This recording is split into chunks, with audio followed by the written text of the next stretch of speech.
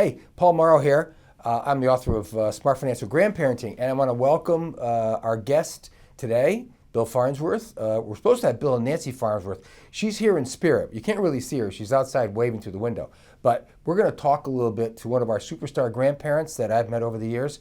For those of you that don't know, this is one of our first podcasts, and my son, Nicholas, has named this Nothing Good. He says nothing good happens at last minute, because a lot of things that we do take a long time, take a lot of planning, and one of the experts on that is Bill Farnsworth. Welcome, Bill. Thank you. Billy and I are going to talk a little bit about his history. He's not a financial professional, but he and his wife have managed to put together what we call the superstar grandparents, which is they built a life, they're very successful. We have some great stories that we're going to talk about the way he interacted with his kids and his grandkids and his, financial advisor guy over the years, so that we could create a little bit more happiness in the family and smiles and successful things. So, Bill, you started off at engineering school. I started off at Wentworth and then did a architectural engineering, two years, a surgeon degree.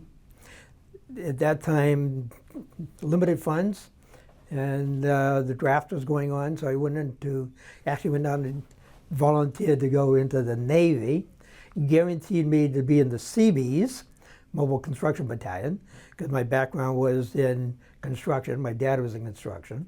So did a 3-year tour with the Seabees. Then after that, they get out and went to work. Yeah, it's great. Actually, my dad was in the Navy, and the Seabees make everything work, because you got to have somebody to build lavatories, and you got to have somebody to build, barracks, and you got to have somebody to build things. So that was a great experience for you. Before we started this podcast, Bill and I were talking about what a great deal it is for some young people to actually go to the military to get training that they use later in life. We're going to talk about how Bill's construction skills have also been a big benefit for his family. So when you and I met, it was after Vietnam, and after all that, I think one of your first serious jobs was Acorn Homes. Acorn Homes. Yeah. Yep. And we met, and you guys were building all over the East Coast and West Coast? Primarily the East Coast. We did some in Colorado and one out in California. Okay. Just about when I started there was the time when the National Building Codes are first kicking in. So part of my job with my engineering and structural background is taking what the architects are designing and figuring out how the contractors are going to build it and put it together, and how we're going to meet the building codes all over the country. And each area of the country had a slight version of their own codes. So it was a big education on dealing with construction methods and techniques, like down south versus up here versus Maine. And also, too, the different codes. Over the years, many of you know that I ran a financial practice for 50 years. I've had the great pleasure of actually selling out most of that to one of our great associates who also went to Wentworth Institute, another engineering type. I must gravitate to them. I don't know. That's where young Matt went. And what I found over the years working with architects, engineers, and builders is they're never on the same page. Right. It is like herding cats, and all of them talk bad about each other every time they get into a project, and it's really kind of funny. So when did you meet Nancy? Nancy and I actually went to high school together. We had a couple classes, never dated in high school, but we had a couple classes together. And then about a year or so after graduation, we kind of ran into each other one night, and it was at a dance, like a teen dance. And I asked her to dance, she said yes. She said yes ever since. That's great. And were you both in Massachusetts? Yeah, she grew up in Air, I grew up in Shirley. Okay. But we both went to Air High School. So we were the same neighborhood. Yeah, it's great. So let's move along a little bit. I think that we'll get into a little bit of the family thing. So how many kids altogether have you got? 2 daughters. 2 daughters, and how many grandkids? Right now, there are 6 grandkids and 2 great-grandchildren. Okay, that's where we were going. Like, you have got a herd. There's a herd of Farnsworth descendants. Right. Okay? And I know, because we've been interacting over the years, that you guys are just great with your kids. And let's just talk about some ways that, as you sort of got into this parenting and grandparenting thing, how you got sort of roped into helping your kids. And I know that when we talk about smart financial grandparenting, sometimes it's just writing a check. But other times, it's strapping on the tool belt. And Bill and I are talking about some of the grandparents that I know that have been swinging a hammer at their kids' houses and their grandkids' houses. And I know in your particular case, I mean, you had some great skills that benefited your kids and grandkids. Can you talk about how you helped them with some of their sort of housing issues? With the background that went with architectural engineering, then when I got out of this service and I did night school at Lowell, I got a civil engineering degree and structural engineering. So then I had a company on the side doing residential construction consulting where I did design. So for my younger daughter who got married, wanted to build her own house, I went and designed the house for her and kind of gave guidance to the contractor about building it. Later on, because her husband's job didn't change, but he had to change districts and location, that they actually ended up buying another piece of property. So I designed another house for them. So these are the best architectural fees in history, like zero. And my other daughter, who bought a house, but it was small, but it was a starter. And having two boys and everything else, decided they were going to add on. So designed a 10-foot addition off the back, and again, zero fee.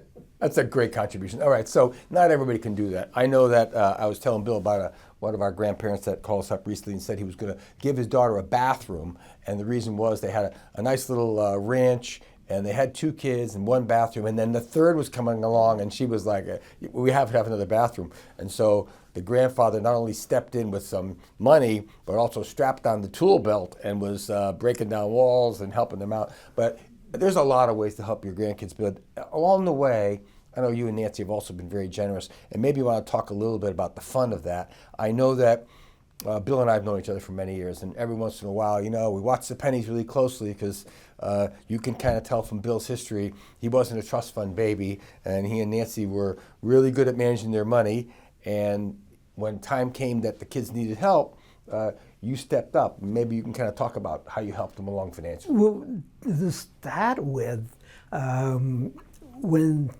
our 2 daughters went to college, there was college funding and everything else, had some help from Nancy's parents, which kind of gave the roots to us that when now we started having grandchildren, that every time when they were going to go to college, that we would give a financial donation to the parents each semester for each of them going, which helped out our kids to go towards the grandkids.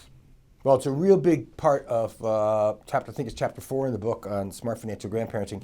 I mean, giving kids a leg up, helping them get out of college with either less debt or no debt is huge. Kids that graduate with a lot of college debt, you're going to hear a lot about this, but kids that graduate, even if they get a great degree and they're a great teacher or whatever, if they're carrying a whole load of college debt their whole lives, it slows them down in terms of getting a home, saving for retirement. It really slows them down. So that's like great grease to their financial life. Yeah, and helping out when they were going to college so that they could reduce what their college loans were going to be, that they had to pay later. Also, too, so that they could go to the schools they wanted, and the ones that did, of the 5 grandchildren, 6 grandchildren, 5 of them went to. If he can't keep track, I can't keep track of how many kids he has either. And one of the grandsons decided he didn't want to go to college. He started his own business, and that's been going good. Hope it's construction. It's basically in that area. Yeah, all right. Well, that's where your expertise is. Okay, let me ask you. I know that when some of the grandparents that we're interviewing spent a lot of time doing childcare. Either one had to give up a job or second one didn't. And you and I were talking before, you and Nancy were kind of lucky that you had grandchildren, but you never had to jump right in there and do baby care, right? How come? Well, because the 2 daughters and their children, they were a distance apart. And that both mothers and fathers could work out the schedule such that No, they could take care of the kids, and they wanted to keep the family together. We grew up, and still with our two daughters to their family. You want to spend the time with your children when they're young, so that they know you and not a babysitter or somebody else. Yeah. We did go and babysit for a week while they went on a vacation or whatever, but not long term. But we were still there if needed, something came up, In fact, our younger daughter, when one of the houses was being built, she and her two boys came and moved in with us for about 3-4 months until the house was built and everything else, so that they could move up to where they were going to live. Yeah, that's great. I will tell you, there's so many ways to patch together a solution. Some grandparents that we're going to interview in this series had to actually give up one job out of the two grandparents because they didn't have access to great child care. They couldn't flex their jobs, and so grandma or grandpa had to basically cut back. But in this case, as you'll hear, both Bill and Nancy could keep working, and that was good because it allowed them to also have the resources, the financial resources, to help the kids out in other ways getting started in their homes. Because, for most Americans, buying their home is the number one biggest purchase they'll make in their life. And to get started buying a home early is the best advice we can ever give anybody, because unless you think real estate's going to go down for the next 25 years, which I don't think Bill agrees with me on that at all. I think real estate's only going to go one direction.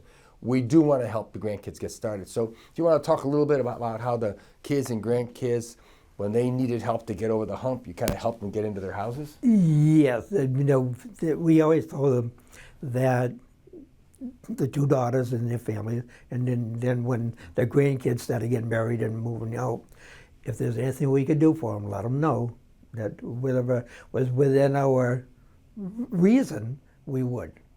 So we actually took out a home equity because we had the equity, and so that because you bought early. We bought early and paid off, and we bought before the market went crazy. So when daughter was going to buy this property and build, and they needed money to get started and everything else, so we gave them a loan. And then one of the grandsons who got married and out in the west, up in New York, they were looking at get a property and a house because they were starting to have a family. Didn't have the money to really get the interest rate they wanted, so we helped them out. And then another grandson who was starting his own business and needed some help, so we helped them out. This is called the Bank of Farnsworth, which is... So it's okay, you give us payments so much a month as you can, which went on for a length of time and everything else. And then finally that when we would be paying off this equity loan, they'll send a check in every month, regardless of what we were getting from the daughter or the grandkids, that eventually we paid off the equity loan. Bill and Nancy have done literally everything in my book on smart financial grandparenting, including the chapter that he's talking about right now, which is interfamily loans. It's the best thing in the world to be able to actually loan kids money, have them pay it back, and also, after you've been at it for a while and you're financially stable, you can even forgive the loan payments, which is a huge gift, which I think you gave as a Christmas gift. This past Christmas, we've kept track of who owed what, and who was struggling or who could need the help. So our gift was, one of the gifts, like, the balance of your loans are paid off, 0. They fought with a little bit on it. Said, no, I says, do it, right. That's great, that is great. And I got one more sort of what you did question. Then I'm going to actually ask you for some advice on what you would tell new grandparents or about to be grandparents. Because, I'm sure you've learned a lot. You and I have been above ground a long time, yes, right? Yes. Right? And I know the last transaction we did was probably the most fun. We've done a lot of them over the years. Yes. And, everybody loves a surprise, especially a good surprise, not a bad surprise, right? And Bill and Nancy came to me about, I don't know, a couple of years ago, and they were sort of cooking up an idea, and we were looking at the finances and everything. And so it came down to a strategy that you and Nancy cooked up on something you wanted to do, and we kind of helped a little bit make it happen. And let's just talk about the fun of that. We figured out that we had some funds, and we wanted to share with the family because we want to see the money go to use and see them appreciate it now. They want to die and then leave them money so we didn't know what was going to happen. So with you, Paul, we says, okay, how can we draw off X number of dollars so that we can divide up? So that you manage it very well, and he came up and says, here's a chunk of money, so that we took, and then Nancy and I discussed at length as to of the 6 grandchildren, the 2 daughters and their husband, and the 2 great-grandchildren, who needed the money most, where would be best spent and wisely spent, and so that at Christmas, again, Santa Claus Farnsworth, we're going to call him Santa. Go ahead. So, other than the normal Christmas checks, later on the day, we we gave all of them another bonus check.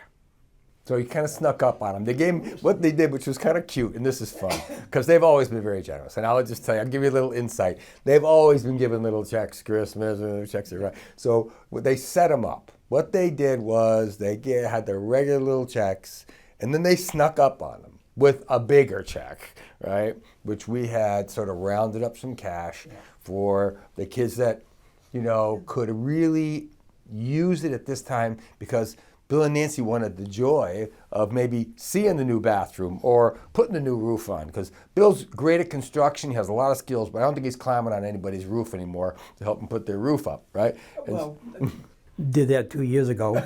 2 years ago, because this is what happens when you have a father or a grandfather who's got good construction skills. You always rope them into doing some work, right? Which is also good too, as long as you know what you're doing, right? So that was a great fun thing, and I remember meeting with you guys afterwards, and just like the whole Christmas event of it. And it almost doesn't even make any difference what the amount of money is, but money sends messages.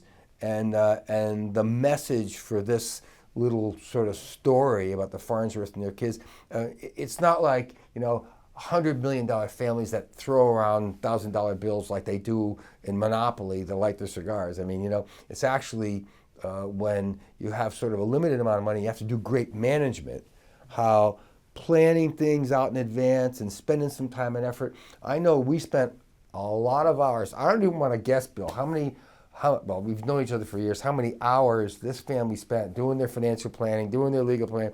I mean, you guys invested a lot of time. I know, because I was in the house with you many times at your home and in the office. And your great advice. And, we didn't know how to do this, and we went to you, and right away you decided to start a business and says, hey, you want to go with me? And I'm a gambler, and I says, yes. And the best gamble, well, other than getting married. Yeah.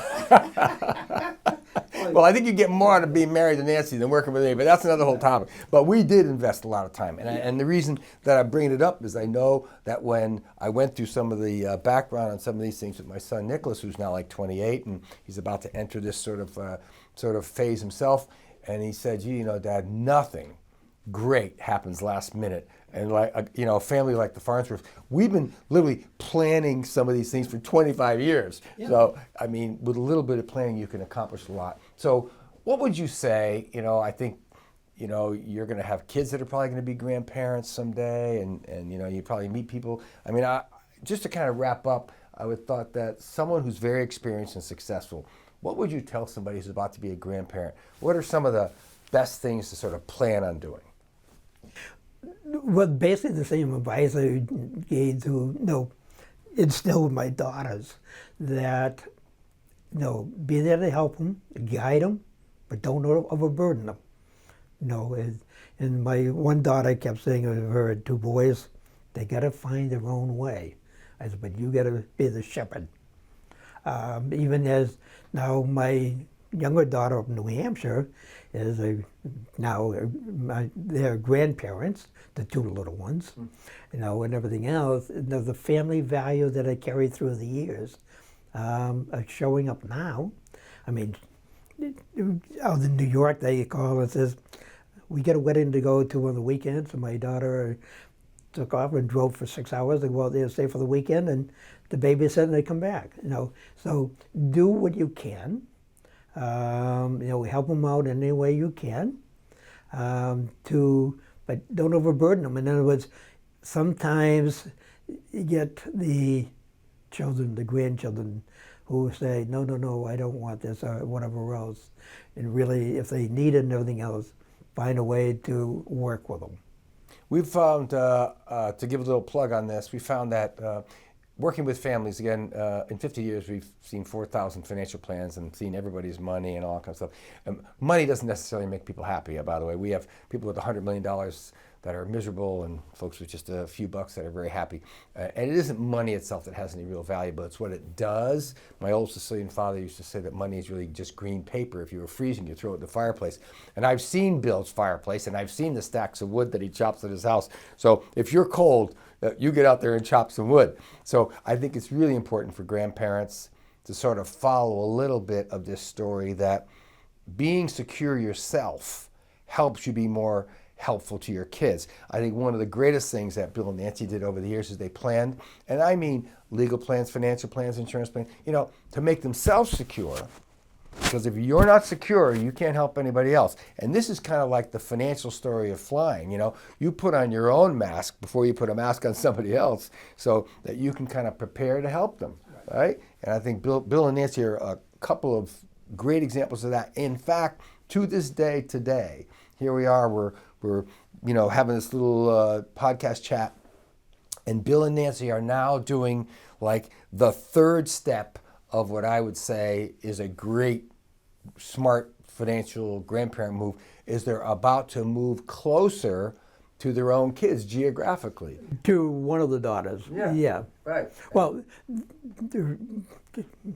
our daughter and her husband live a half an hour away from where we're planning to move. Yeah. Plus, two of the grandsons and their wives live within a reasonable distance from there, and you know, whatever else. So it's moving closer to more of the family than we are right now. Yeah, it makes I will tell you a big difference in my family. My brother is very fortunate to have a new grandchild, but it's 3,000 miles away. And 3,000 miles doesn't sound like a lot if you're flying, but if you have a grandchild, that's a long way. So making this last geographic move, and also because you're a planner, an engineer, right?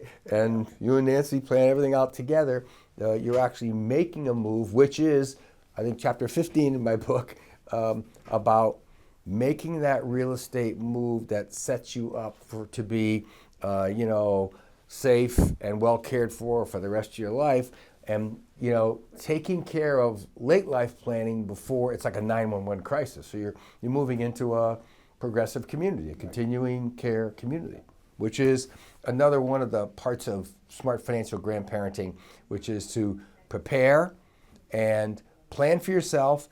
And the more secure you are as a grandparent, the more you can help your grandkids. So I want to thank Bill Farnsworth and Nancy in absentia. She's out there. She'll be editing this video, of course, and cutting out anything that Bill says she doesn't like. And I want to thank you, Bill. Thank you for all the years that we spent together. Thank you for you taking this time driving down here today to just share a little bit. If one grandparent gets an extra good idea out of this, then we had a successful day, right? And I want to thank you for everything you've done for us. With your knowledge and steering us in the right direction, or advising us things that we should do, shouldn't do. You know, you give us the information so we can make smart choices. Well, it was good. It was teamwork. Thanks very much. Thank you for watching, and I'll see you again next time on Smart Financial.